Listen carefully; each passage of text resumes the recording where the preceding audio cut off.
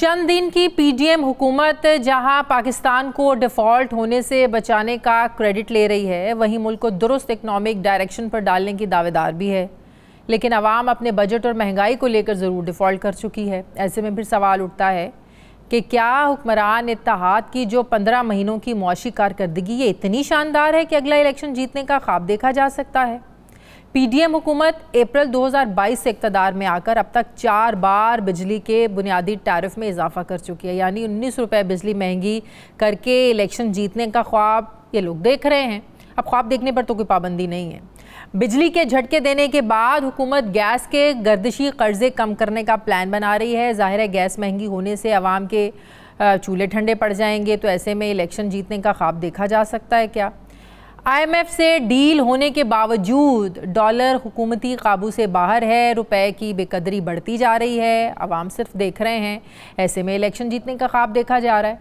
महंगाई की शरह 3% से बढ़कर एक बार फिर से 30% को टच कर रही है और आम आदमी की जो कुव्वत ख़रीद है वो जवाब दे चुकी है। ऐसे में इलेक्शन जीतने का ख्वाब देखा जा रहा है। पिछले माली साल में तरक्की की शरह नमू 6% से माइनस में चली गई। मुल्क की तरक्की को रिवर्स गियर लगाकर इलेक्शन जीतने के ये लोग ख्वाब देख रहे हैं। पिछले साल तरसीलात ज़र में 13%, बरामदात में 14%, बैरूनी सरमायाकारी में 24%, सनतों की पैदावार में 16% की कमी रिकॉर्ड की गई। कारोबार की मंदी के माहौल में फिर इलेक्शन जीतने के ख्वाब देखे जा रहे हैं। नाजरीन, स्टेट बैंक की नई मॉनिटरी पॉलिसी में शरह सूद को 22% से बढ़ाकर 23% तक किए जाने का इम्कान है, जिससे सरमायाकारों ने इन्वेस्टमेंट को रोका हुआ है। ऐसे में इलेक्शन जीतने का ख्वाब कैसे देखा जा सकता है? मैं बात करूंगी, मुझे डॉक्टर इशफाक हसन साहब माहिर मौशियात वो ज्वाइन कर रहे हैं। अस्सलाम वालेकुम, बहुत बहुत शुक्रिया डॉक्टर साहब आपका। डॉक्टर साहब, सबसे पहले तो मुझे ये बताइएगा कि निगरान वज़ीर-ए-आज़म के इख्तियारात में जो मुआशी वजूहात को बुनियाद बनाकर इजाफा किया गया है, क्या ये वाकई मौजूदा हालात में ये रिक्वायरमेंट थी कि आप निगरान वज़ीर-ए-आज़म को इतना एम्पावर्ड करें कि इन्वेस्टमेंट के हवाले से स्पेशली जो ऑन गोइंग हमारे जो मुआहदे हैं इनको आगे लेकर चला जा सके, एटलीस्ट ये पाया तक मील तक पहुंच जाए ताकि IMF की तरफ से भी किसी किस्म की रुकावट का सामना ना करना पड़े? क्या ये वक्त की ज़रूरत था डॉक्टर साहब? बिल्कुल 200%। अच्छा, 200%। आप फर्ज कर लें कि ये केयर टेकर को ये अख्तियार न दिया जाता तो ये IMF का जो प्रोग्राम है जो 1 जुलाई से शुरू हो गया है, इसके तो पैसे हमें मिल गए क्योंकि हमने प्रायर एक्शंस इसके तमाम मुकम्मल कर लिए थे। और अब जब इसका पहला जो रिव्यू होगा वो नवंबर में होगा। उस वक्त एक केयर टेकर गवर्नमेंट होगी। तो अगर उस गवर्नमेंट को कोई इख्तियार ही नहीं है कि कोई माशी फैसले कर सके तो वो IMF से किए हुए मुआहदे को इम्प्लीमेंट फिर कौन करेगा? अगर वो नहीं कर सकते हैं तो फिर IMF को प्रोग्राम भी नहीं होता। तो इसको समझने की कोशिश करें कि ये वक्त की जरूरत थी, इसलिए किया गया और ये सही इक़दाम है, सही फैसला है। लेकिन क्या ये तरमीम फिर 90 रोज के लिए नहीं होनी चाहिए थी? अब ये मैं वकील तो नहीं हूँ, इसलिए मैं इसके टेक्निकल एस्पेक्ट्स को मैं कोई कमेंट नहीं कर सकता हूँ, लेकिन मैं इतना ज़रूर कहूँगा कि हमने केयर टेकर गवर्नमेंट को ये एम्पावर किया है कि वो माशी फैसले जो है सख्त अगर फैसले करने हैं IMF के कंडीशंस को मीट करने के लिए तो उनको इख्तियार होना चाहिए करने के लिए। सही डॉक्टर साहब, पैसे भी आ गए IMF की तरफ से, फिर चाइना ने भी कर्ज़ों को रीशेड्यूल कर दिया, सऊदी अरब से भी पैसे आ गए, दोस्त ममालिक से भी आ गए, उसके बावजूद रुपया हमारा स्टेबल क्यों नहीं हो पा रहा है? मैडम, इस वक्त कोई हुकूमत नाम की तो कोई चीज़ तो नहीं है ना। जब कोई हुकूमत ना हो या अगर एक नोशनल हुकूमत है जिसके रेट ऑफ द स्टेट बिल्कुल ख़त्म हो जाए तो जितने भी एक्टर होते हैं वो बिल्कुल फ्री फॉर ऑल हो जाते हैं बिल्कुल।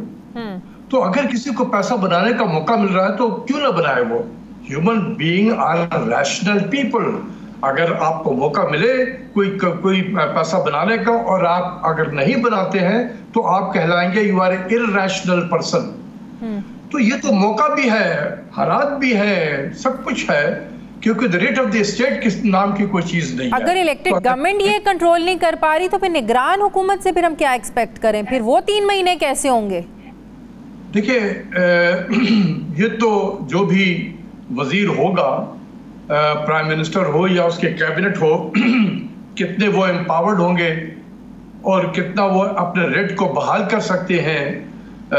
उनको तो कोई कंस्ट्रेंट तो नहीं होगा कि अगर मैंने किसी पर हाथ डाला तो मेरा ये सेगमेंट ऑफ वोटर जो है नाराज हो जाएगा, अगर हमने फला सेगमेंट पे हाथ डाला तो वो लोग नाराज हो जाएंगे। तो उसको किसी कंस्ट्रेंट में नहीं होगा। तो आई एम श्योर कि वो अपने रेट ऑफ द स्टेट को बिल्कुल बहाल करेगा। तो आप देखेंगे और अगर डार साहब ही होते हैं तो ये इन्हीं पॉलिसीज का तसलसल देखेंगे। देखिए, अब ये कौन बनेगा केयर टेकर प्राइम मिनिस्टर, ये तो खुदा ही जानता है। ये जो जहां पर ये काम हो रहा है वो लोग जानते हैं। लेकिन जहां तक एक कॉमन सेंस है, कॉमन सेंस ये कहता है कि केयर टेकर का मतलब ये हुआ कि एक न्यूट्रल से गवर्नमेंट। क्या इसहाक डार साहब सियासी तौर पे न्यूट्रल हैं? The answer is no. वो एक बहुत अहम पार्टी के एक बहुत अहम मेंबर भी है, बड़ा इन्फ्लुएंस है उनका अपनी पार्टी पे। तो मुझे कॉमन सेंस के एतबार से अगर सोचा जाए तो मुझे तो नहीं लगता कि इसहाक डार साहब या फॉर दैट मैटर कोई भी एक कैटेगरी का हमारे सियासतदान किसी भी पार्टी से हो वो केयर टेकर बनेगा। केयर टेकर का तो अगर ये हुकूमत कह रही है कि ये तो ये कह रहे हैं ना कि अब टेक्नोक्रेट्स पर तो कोई मान नहीं रहा कि सियासतदानों पर मुश्तमिल ही एक निगरान केयर सेटअप होना चाहिए केयर टेकर, तो फिर वो तो जानिबदार गैर जानिबदारी पर तो सवाल उठेंगे फिर। देखिए, बात यह है कि ये हम अभी इस तरीके से एक कंजक्चर पे गुफ्तगू कर रहे हैं कि केयर टेकर में कौन आएगा। आपको भी नहीं पता, मुझे भी नहीं पता। तो जो हम दोनों को पता नहीं है तो इन सब चीज पे लेकिन इतना पता है कि ये हुकूमत चाह रही है कि सियासतदानों पर मुश्तमिल सेटअप होना चाहिए। ठीक है, वक्त बताएगा। दो हफ्ते और रहते हैं तो आप देख लें, पता चल जाएगा 1 से 2 हफ्तों में। सही। बिजली की जो टैरिफ में इजाफा किया गया है, ये कितना बोझ पड़ेगा इसका आवाम पे? बोझ तो बहुत ज्यादा पड़ेगा, इसमें तो कोई शक नहीं है। लेकिन मैं आपको बताऊं, ये जो अक्सर कहा जाता है ना कि रिफॉर्म प्रोग्राम, आईएमएफ का रिफॉर्म प्रोग्राम हमें इंप्लीमेंट करना है। आईएमएफ की डिक्शनरी में रिफॉर्म का मतलब होता है कीमतें बढ़ाना। बिजली की कीमतें बढ़ाओ, this is known as energy sector reforms. Gas की कीमत बढ़ाओ, इसको कहा जाएगा गैस सेक्टर रिफॉर्म्स। तो आईएमएफ की डिक्शनरी में रिफॉर्म का मतलब है कीमतें बढ़ाना। और जब आप कीमतें बढ़ाएंगे तो चोरी बढ़ेगी। जिस तरीके से एक हार्वर्ड के प्रोफेसर थे आर्थर लाफर, उनका बहुत मशहूर प्रोफेसर हैं, उन्होंने उनकी थ्योरी है, लाफर कर्व कहलाता है, कि जब आप टैक्स रेट को बढ़ाते चले जाते हैं तो एक वक्त आता है कि लोग फिर टैक्स को इवेड करना शुरू करते हैं।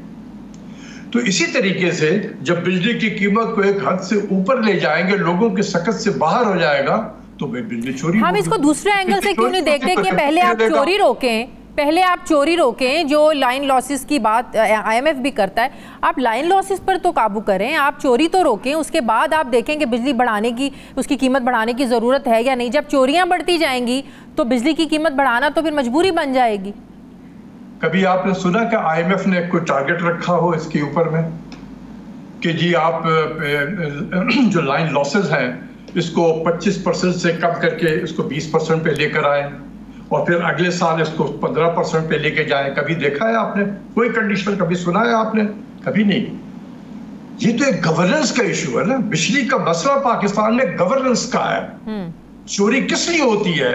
क्योंकि गवर्नेंस का मसला है। जहां पर यहाँ पर साड़ा बंदा कल्चर है, लोगों को अपने बंदों को फिट कराया जाता है। इसमें ये समझने की कोशिश करें, ये आईएमएफ का प्रोग्राम किसी मुल्क की मैशत को बेहतर करने के लिए हरगिज़ नहीं होता है। ये सही। इसका पर्पस ये होता है कि आप इंटरनेशनल फाइनेंशियल इंस्टीट्यूशन पे हमेशा के लिए डिपेंडेंट रहें, बस।